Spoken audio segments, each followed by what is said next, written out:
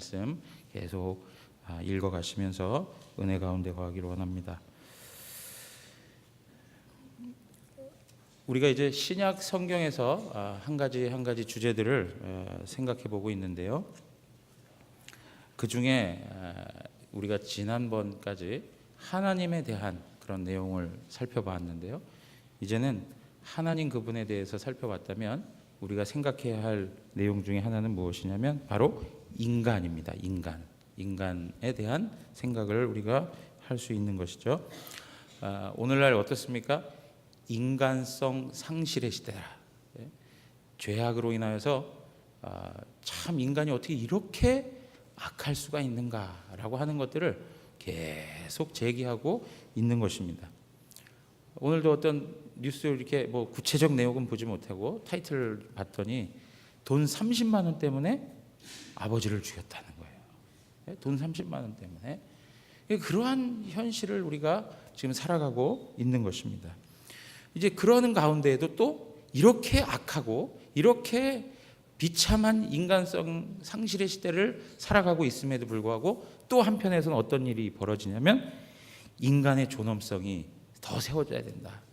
그래서 인권을 외치죠. 인간 권리를 외치는 일들이 계속 나타나고 있어요. 요번에 누굽니까? 헌법재판소 청문회 인사청문회 이렇게 하는 가운데도 보니까 그 후보자의 생각이 낙태죄에 대해서 어떻게 생각하느냐라고 하는 질문에 대해서도 그 이야기를 하는 것이죠. 산모의 권리와 또 아이의 생명에 대한 권리가 충돌하는 데서 문제가 생겨난다는 거예요. 이게 다 인간 권리에 대한 문제라는 것이죠. 그럼에도 불구하고 무조건 아이 편만을 들 수 없는 현실입니다. 라고 하는 취지로 이야기를 하는 거예요. 그러니까 생명보다도 더 귀하게 볼 수 있는 것이 또 한편에 이제 인간 개인의 권리라고 하는 것이죠. 근데 이제 거기에서 논리는 또 그것도 역시 뭐 생명이라고 하는 주장을 합니다. 뭐 산모가 위태롭게 된다면이라고 하는 전제를 이야기하면서 하지만 아무튼 이러한 어떤 인간 권리에 대한 인권에 대한 이야기가 점점 높아지고 있는 현실입니다. 자, 그렇다면 성경은 우리 인간들을 어떻게 이렇게 바라보는가라고 하는 것입니다. 성경에서 아주 특이한 것 중에 하나가 무엇이냐면 성경은 인간을 인간 그대로 보여주고 있다는 거예요. 성경을 읽다 보면 아니 어떻게 이런 인간이 다 있어? 하는 그런 생각이 들 정도로 참 인간 삶의 비참함을 그대로 우리에게 보여주는 예들이 있어요. 뭐 윤리적이고 도덕적인 부분에 있어서도 이해가 안 되는 부분들이 얼마나 많은지 몰라요. 예를 들면 뭐 딸하고 아버지하고 성관계 속에서 또 자녀가 태어난다든가 그렇지 않습니까? 또 뭐 다윗과 밧세바의 그 관계 안에서 또 자녀가 태어나는 일을 또 그대로 안내해 주기도 하고요. 여러 가지 인간들이 저지르는 그 악한 모습들, 특별히 하나님께서 세우시는 그런 귀한 종들임에도 불구하고 그들이 가지고 있는 연약함을 가리지 않고 숨기지 않고 그대로 보여주고 있다는 거예요. 아브라함 보십시오. 믿음의 조상이라고 하면 뭔가 좀 이렇게 그럴싸하게 치장된 인물이어야 되지 않겠습니까? 남들이 봤을 때 믿음에 걸출한 인물답게 뭔가 좀 더 있는 것처럼 포장이 되어야 되는데 그런 포장이 없어요. 얼마나 연약하냐면 자녀를 기다리라 하는데도 기다리지 못하고 인간적 방법을 다 동원하는 아브라함의 모습. 또 자기의 생명을 아끼고자 자기의 아내를 누이라고 그렇게 말하는 그의 연약함들. 이런 연약함들을 그대로 여과 없이 보여주고 있는 그런 성경의 모습이 있는 거예요. 그러다 보니까 성경 읽다 보면 어떻게 이렇게 참 민망한 사건까지 다 기록했을까 하는데 성경은 그 사건이 중요한 게 아니라 인간이 누구인가를 우리에게 그대로 펼쳐 보여주는 것입니다. 우리는 그것을 보면서 무슨 생각을 하냐면 나도 그런 자야. 나도 그런 사람인데. 나도 충분히 그럴 수 있는 사람이고 나 역시 똑같은 사람인데 라고 하는 걸 인정하지 않을 수 없죠. 인정할 수밖에 없는 거예요.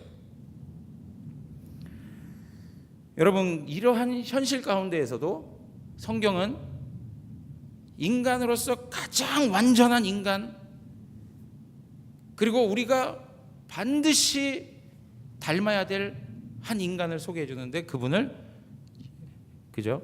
예수 그리스도라고 이렇게 말씀하고 있는 것입니다. 그래서 예수님은 참 인간이 어떠한 건지를 우리에게 그대로 보여주고 있어요. 자, 보십시오. 인간이요, 두 가지만 잘하면 되는 것 같아요. 하나는 뭐냐? 하나님과의 관계를 잘하면 돼요. 맞습니까? 그죠? 하나님과의 관계를 잘해야 돼요. 그리고 또 하나는 뭡니까? 사람들과의 관계를 잘 해야 되는 거예요. 하나님을 사랑하고 다른 이웃 사람들을 사랑하는 것, 그 두 가지 영역이면 모두 다 잘하는 거예요. 단순하지 않습니까? 그죠? 근데 안 된단 말이죠.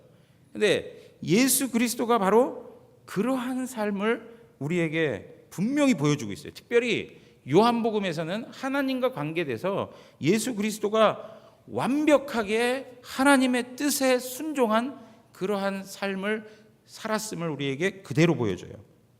요한복음 5장 17절 보면 예수께서 그들에게 이르시되 내 아버지께서 이제까지 일하시니 나도 일한다. 그렇게 얘기해요. 19절에 보면 그러므로 예수께서 그들에게 이르시되 내가 진실로 진실로 너희에게 이르노니 아들이 아버지께서 하시는 일을 보지 않고는 아무것도 스스로 할 수 없나니 아버지께서 행하시는 그것을 아들도 그와 같이 행하느니라. 그렇게 얘기했어요. 그러니까 무슨 얘기냐? 예수님은 하나님 아버지의 사역을 수행하는 자로 나타나고 있어요. 하나님 마음에 합하여 그 하나님의 뜻을 수행하는 자로 성경은 말씀해 주고 있어요. 하나님 아버지의 뜻을 행하는 자. 여러분 보세요. 하나님을 사랑하는 게 뭐냐? 하나님의 뜻대로 순종하는 게 하나님 사랑하는 내용인 거예요. 그것을 예수님께서 퍼펙트하게, 완전하게 감당하고 있다는 것이죠. 그리고 어떠하느냐? 예수님께서 이 땅에 보내심을 받았는데 무엇으로 보내심을 받았느냐? 하나님 아버지와 그 예수님이 하나 되었음을 보여주기 위해서 이 땅에 오셨다라고 하는 것입니다. 요한복음 10장 36절에 보면 하물며 아버지께서 거룩하게 하사 세상에 보내신 자가 나는 하나님의 아들이라 하는 것으로 너희가 어찌 신성모독이라 하느냐 그래요. 그러니까 하나님 아들이 하나님과 한 분이시다라고 하는 것을 이야기하고 있죠. 하나이시다. 본질적으로 예수 그리스도가 누구시라는 거죠? 하나님이시다라고 하는 것을 그대로 설명해 주고 있습니다. 그러한 모습들을 우리들에게 보여주시면서 예수 그리스도는 하나님 아버지로부터 보냄을 받은 자다.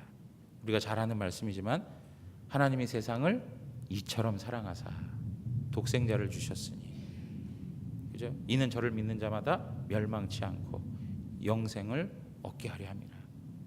여러분, 하나님께서 보내주신 자, 그래서 그 보냄을 받은 대로 철저히 하나님 앞에 순종하는 자가 바로 예수 그리스도였습니다. 그러니까 하나님과의 관계에서 완전하게 인간이 가져야 할 그런 태도와 삶을 온전히 충분히 살아내신 분이 바로 예수 그리스도였다는 거죠.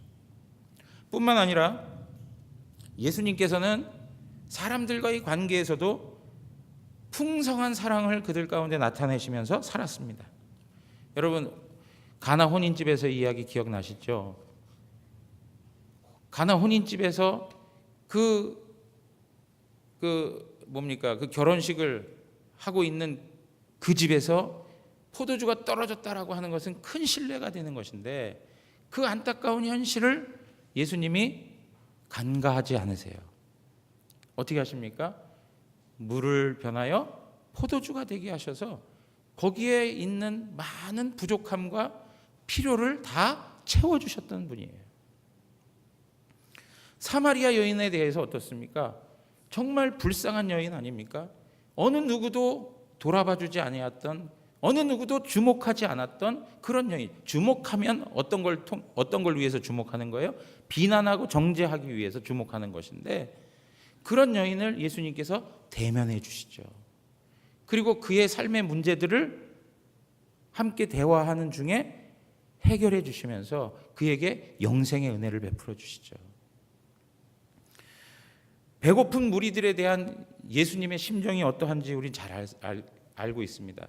우리가 복음서를 읽을 때마다 그 배고픈 무리들의 모습을 보면서 예수님이 마음 가운데 민망히 여김을 가지시고 뭐라고 얘기하십니까? 저들이 목자 없는 양 같다라고 이야기합니다. 목자 없는 양 같다. 그러면서 그들 때문에 눈물을 흘리시는 예수님의 모습을 우리는 성경에서 자주 볼 수 있어요.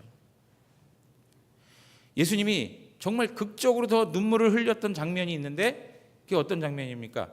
나사로가 죽었을 때 그 무덤 앞에서 눈물을 흘리시죠. 그러니까 예수님께서는 이러한 내용들을 이렇게 쭉 설명해 가는 모습들을 보면 사람들에 대해서 풍성한 사랑과 자비를 가지고 그들을 섬겼다는 것을 우리는 잘 알아요. 여러분, 그러니까 예수님께서는 하나님과의 관계에서, 사람과의 관계에서 철저히 사랑의 내용을 가지고 하나님을 섬겼고 사람을 섬겼던 완벽한 인간이었다는 것이죠.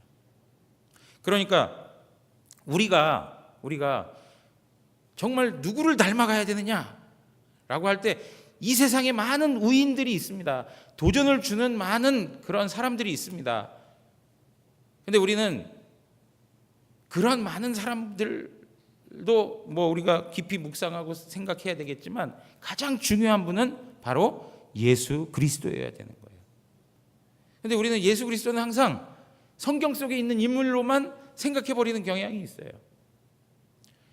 그리고 예수님이 하셨던 것은 우리는 도저히 흉내낼 수도 없는 것처럼 생각해 버릴 때가 있어요. 아니, 예수님께서 이 땅에서 보여주신 삶의 내용들을 하나님께서 우리 안에서 이루어내지 아니하신다면 왜 그러한 모습을 우리에게 보여주시겠습니까?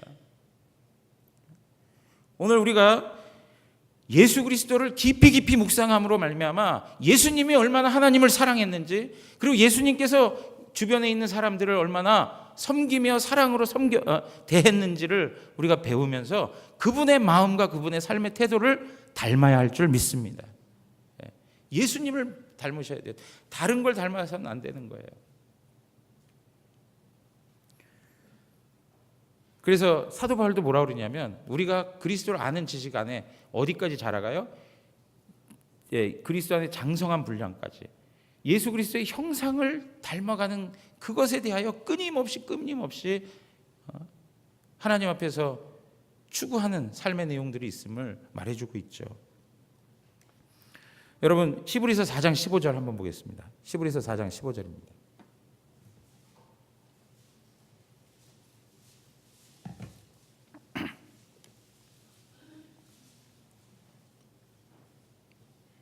자, 다 같이 읽겠습니다. 4장 15절입니다. 우리에게 있는 대제사장은 우리의 연약함을 동정하지 못하실 이가 아니요 모든 일에 우리와 똑같이 시험을 받으신 이로되 죄는 없으시니라. 아멘. 여러분, 예수님은 대제사장으로서 우리의 연약함을 다 아신다는 거예요. 우리가 지극히, 예수님은 완벽하지만 완벽함에도 불구하고 우리의 형편을, 인간이 어떠한 비참함과 불쌍함과 어려운 처지에 있는지를 예수님은 다 아신다는 거예요. 예수님의 마음이 국률의 마음을 가지고 우리를 바라보시고 우리를 품으신다는 걸 믿으시기 바랍니다. 예수님께서 그렇게 우리를 대하세요. 뿐만 아니라 그럼에도 불구하고 예수님은 죄가 없으시다. 이것이 바로 예수님이 가지시는 아주 독특한, 예수님은 곧 하나님이심을 말씀해 주고 있습니다. 예수님은 완전한 인간이면서 예수님은 하나님이시다. 이러한 모습으로 우리가 하나님 앞에서 계속 변화되어져 가야 될 것을 말씀하고 있는 것입니다. 베드로전서 2장 21절로 가서 한번 보겠습니다. 베드로전서 2장 21절.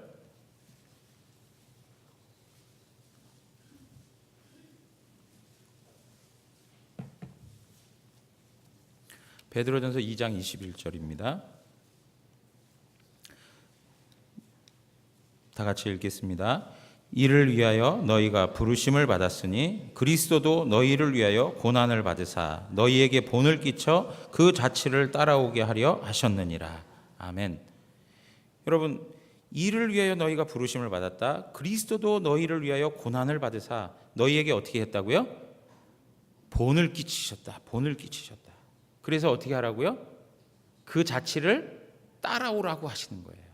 예수님이 고난을 당하시면서 고난당하는 성도들에게 그 자취를 따라오라고 하는 거예요.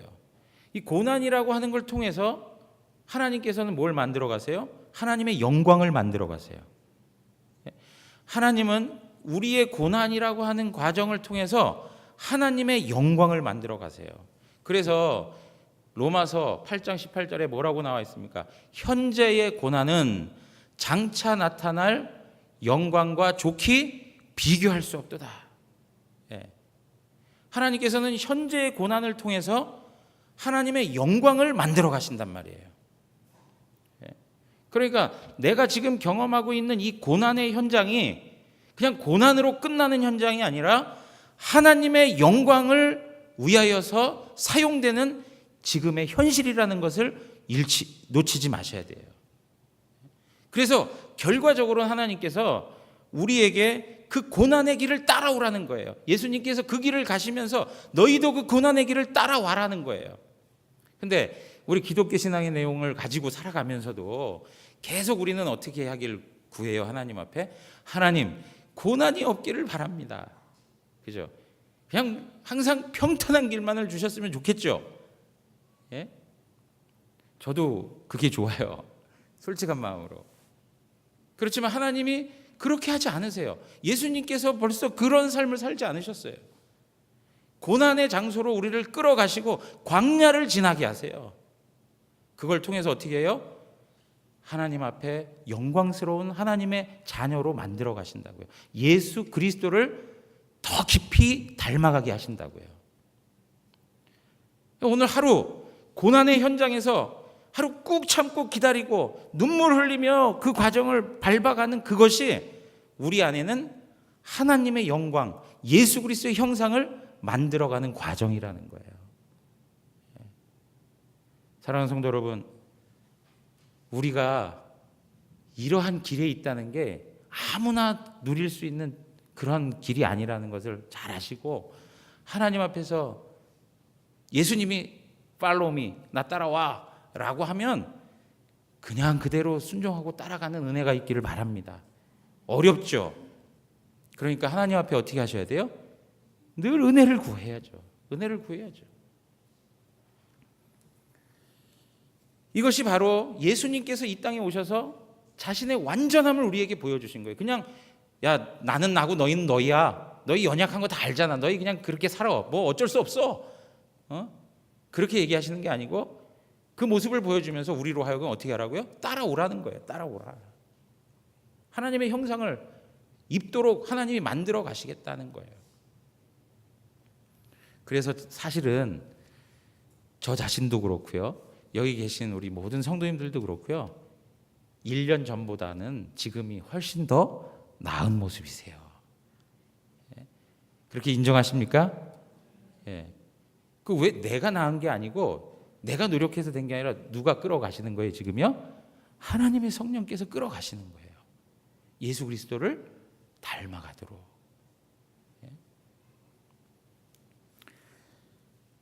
자, 우리가 인간이라고 하는 존재를 바라볼 때 가장 중요한 내용 중에 하나가 뭐냐면 인간은 창조되었다라고 하는 것입니다. 인간은 창조되었다.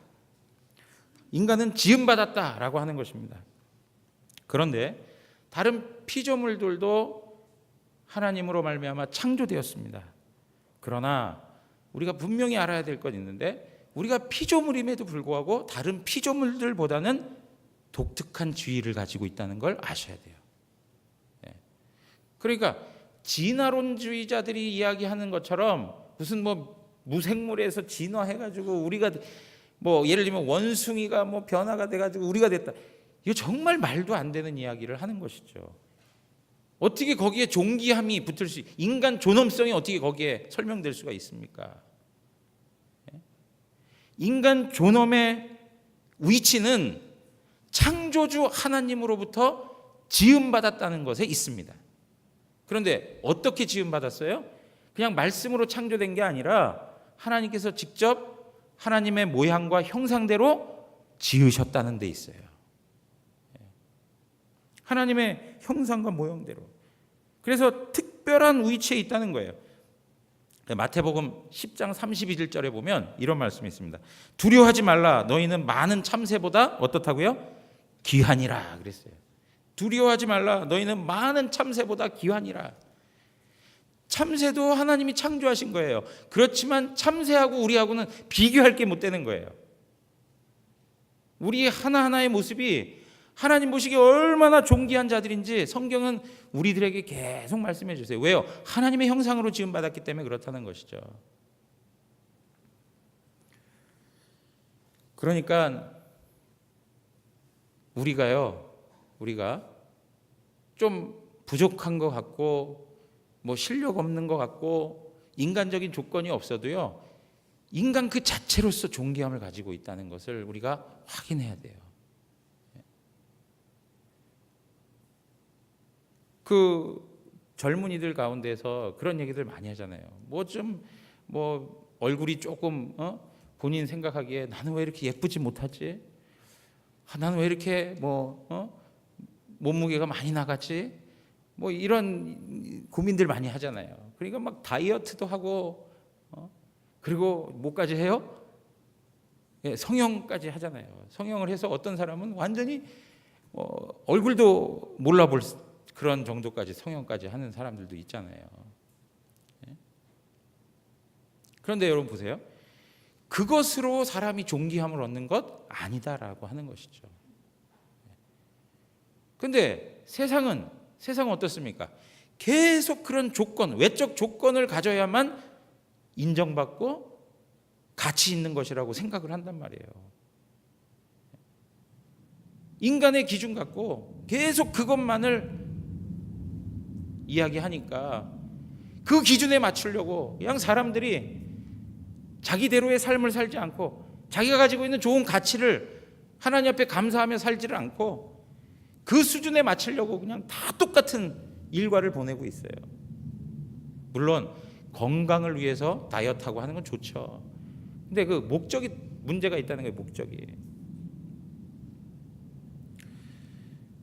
여러분 뭐 성형하는 것 때문에 돈 많이 쓰지 마시고요. 하나님 앞에 은혜 구하시고 마음에 하나님 듬뿍 은혜 주셔서 자존감 높여달라고 기도하세요. 그게 훨씬 더 나은 거예요.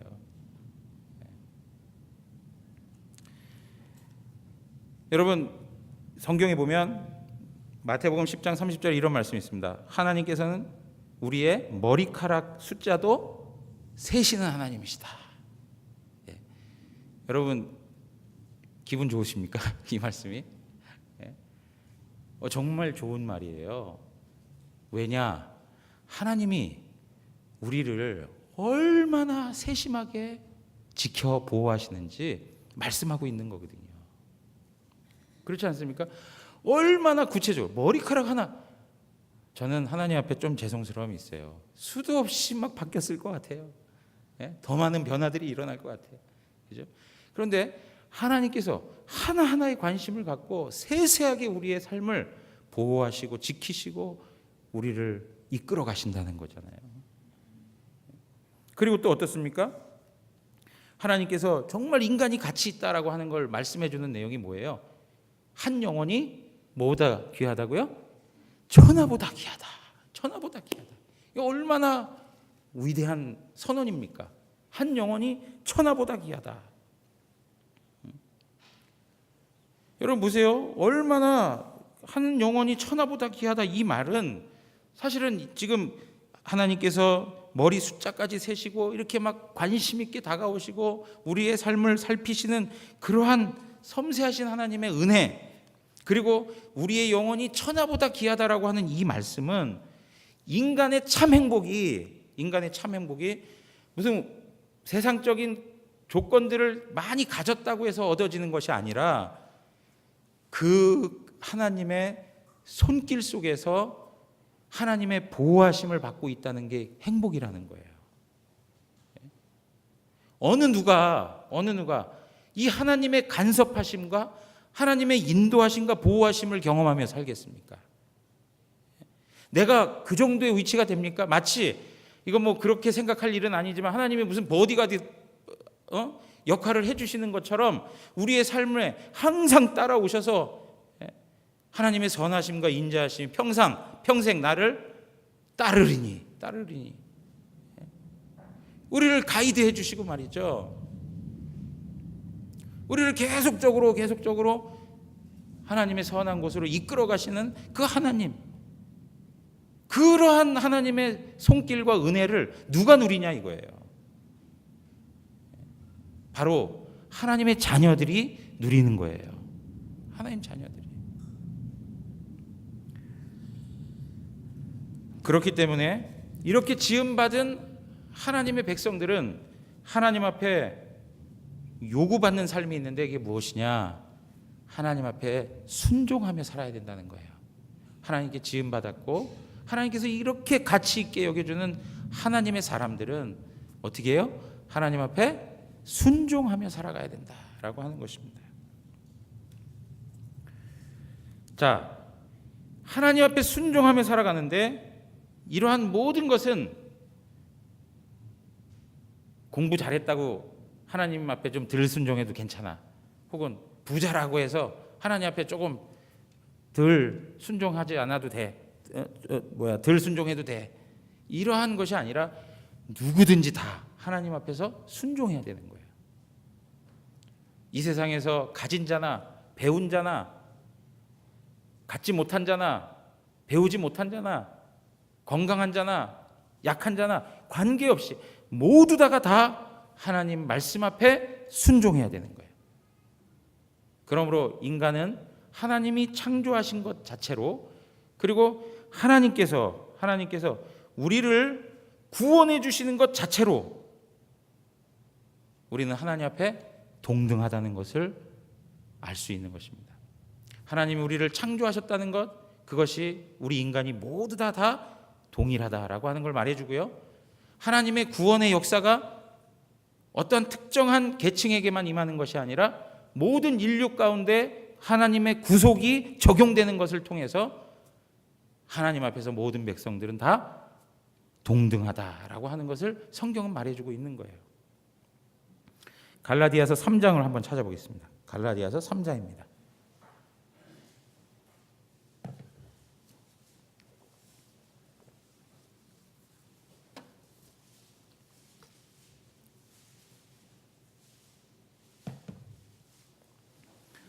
갈라디아서 3장 28절입니다.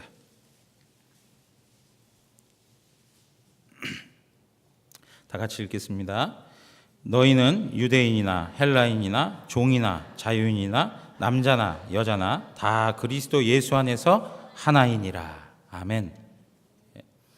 유대인과 헬라인, 유대인과 이방인이 하나라고 생각할 수 있었습니까? 그 당시에? 종하고 자유인하고 하나라고 생각할 수 있습니까? 할 수 없는 것이죠. 남자나 여자 동등한 지위에 있었습니까? 없었습니다. 여러분, 모든 인간이 하나님 앞에 평등하다고 하는 게 성경의 생각이에요. 자, 남성과 여성 한번 생각해 볼까요?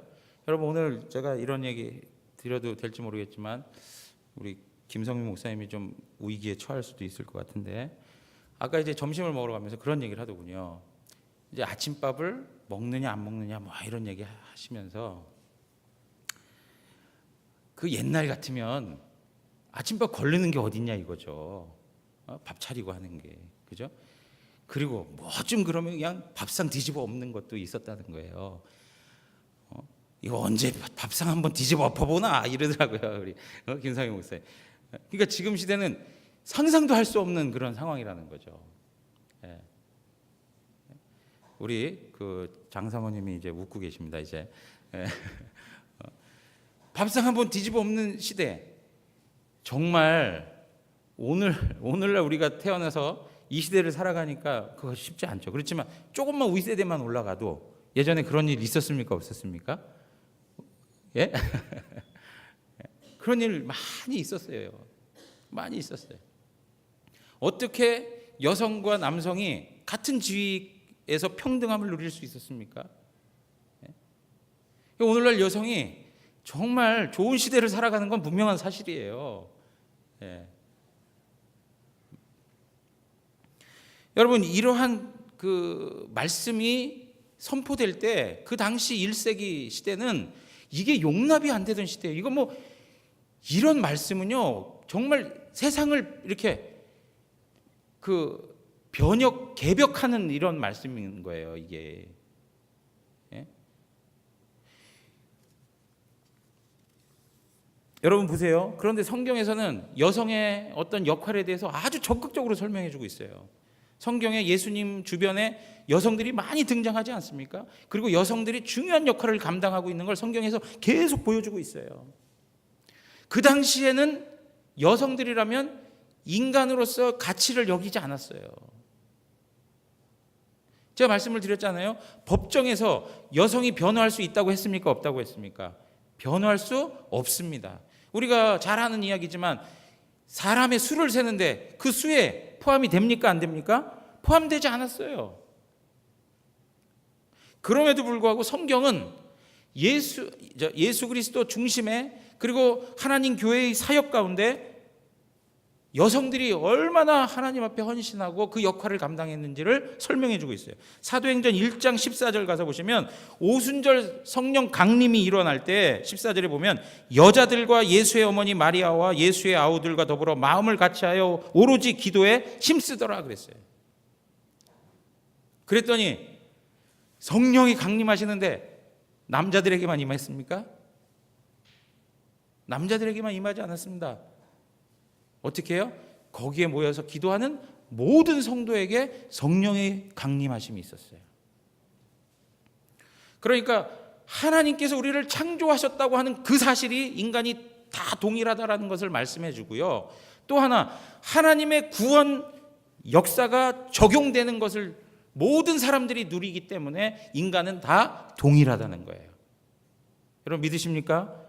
그러니까 우리가 가지고 있는 조건에 있어서 장애를 가지고 있든지 뭐 식자든지 무식자든지 관계없이 인간은 하나님 앞에 동일한 존재다라고 하는 것, 그것이 바로 성경이 계속 얘기하는 거예요. 그러니까 우리의 삶에 있어서 우리 마음 가운데 은근히 사람을 경멸하고 멸시하고 인정하지 않고 무시하고, 이건 하나님 앞에서 죄인 거예요.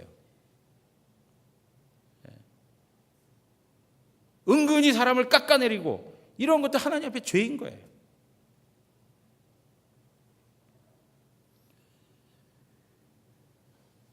여러분, 이렇게 신약 성경에선 여성에 대한 위치를 하나님 앞에 남성과 평등한 동일한 존재로 이렇게 말씀해주고 있으면서도 또 하나 분명하게 언급하고 있는 게 있습니다.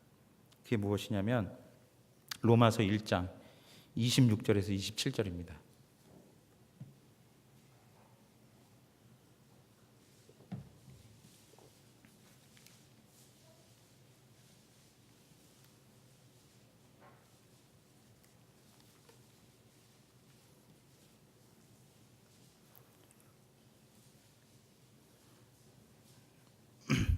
다 같이 한번 읽겠습니다.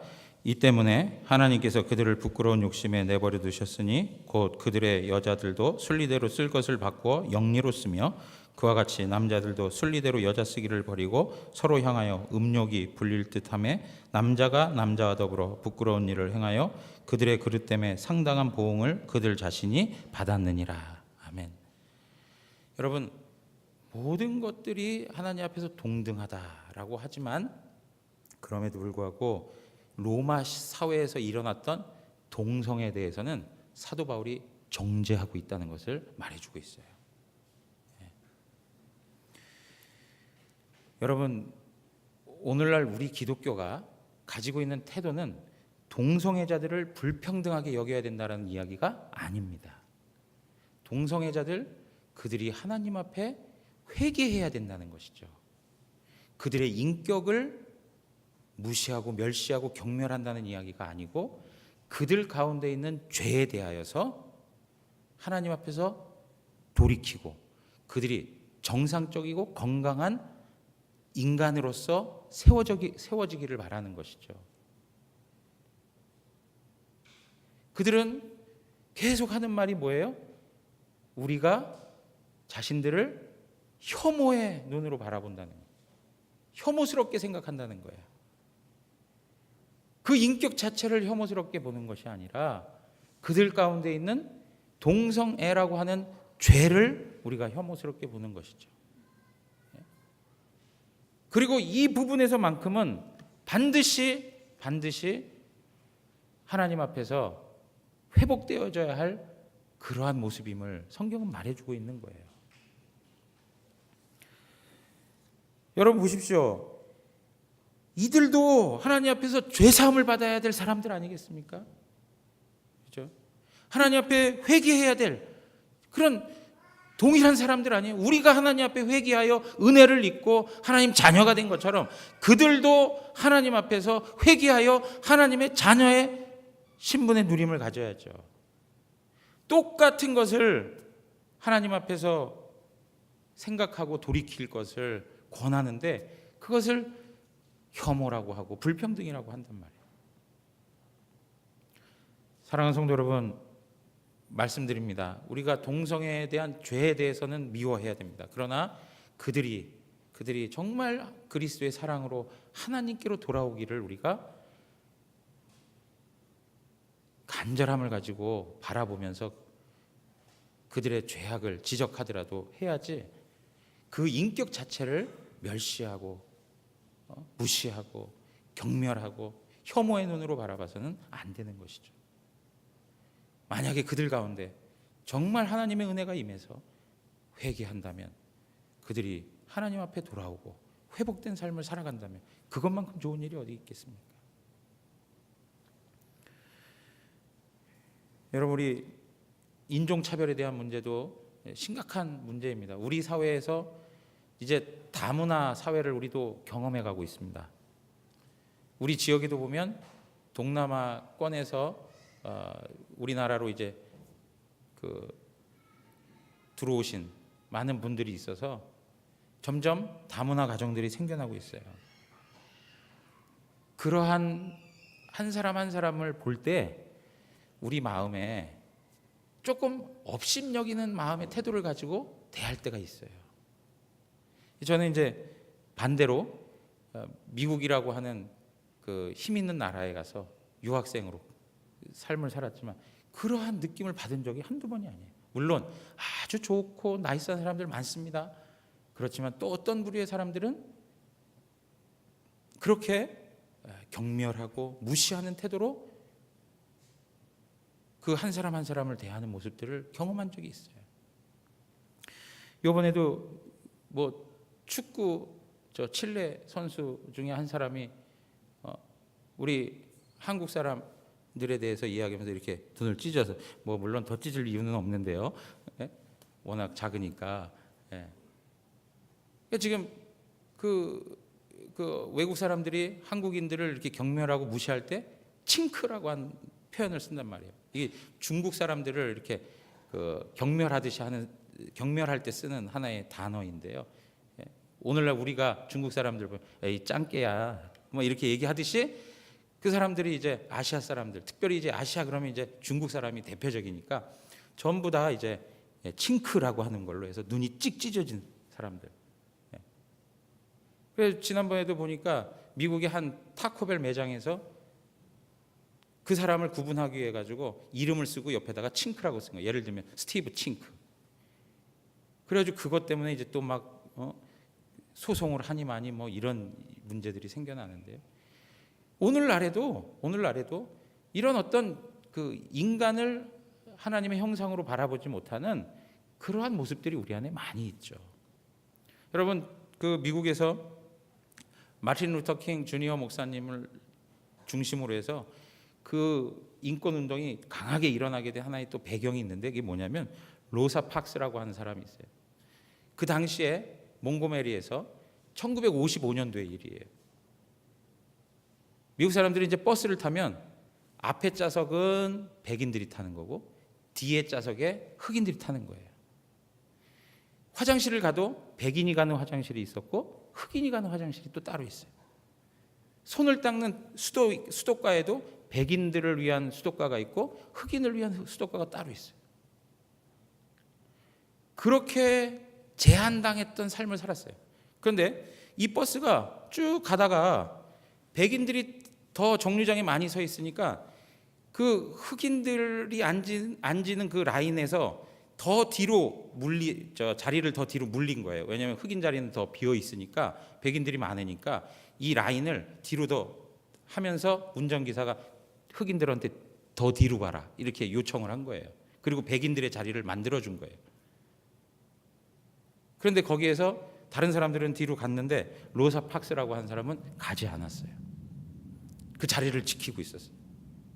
그래서 결국에는 이 사람이 체포를 당해요.